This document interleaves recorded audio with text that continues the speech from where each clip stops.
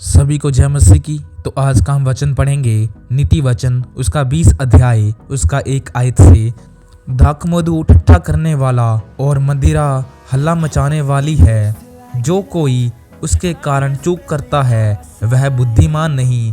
राजा का भय दिखाना सिंह का गर्जन है। जो उस पर रोष करता वह अपने प्राण का अपराधी होता है।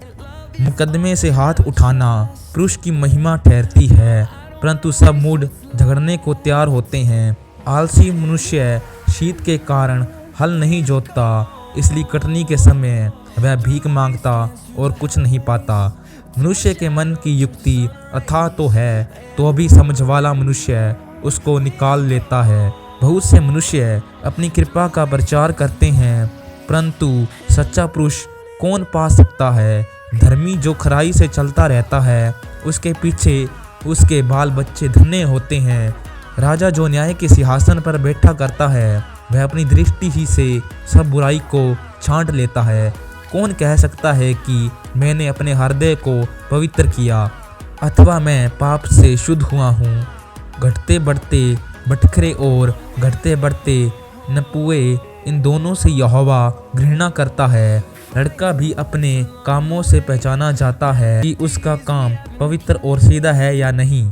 सुनने के लिए कान और देखने के लिए जो आंखें हैं, उन दोनों को यहोवा ने बनाया है।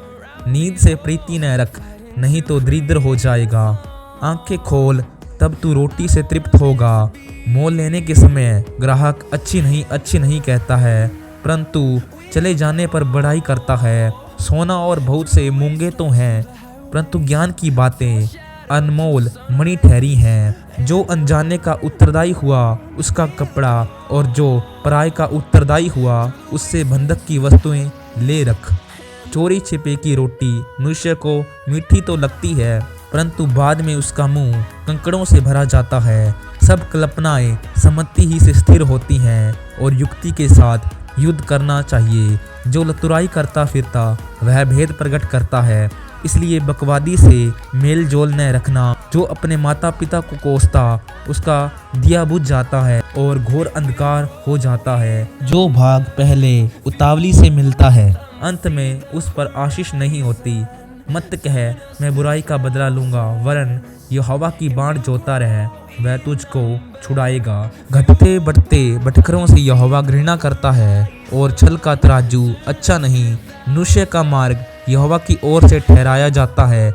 आदमी कैसे अपना चाल चलन समझ सके।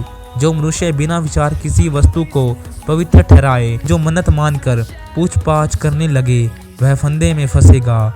बुद्धिमान राजा दुष्टों को फटकता है और उन पर दावने का पहिया चलवाता है। मनुष्य की आत्मा यहोवा का दीपक है, वह मन की सब बातों की खोज करता है। राजा की रक्षा कृपा और सच्चाई के कारण होती है, और कृपा करने से उसकी गद्दी संभलती है।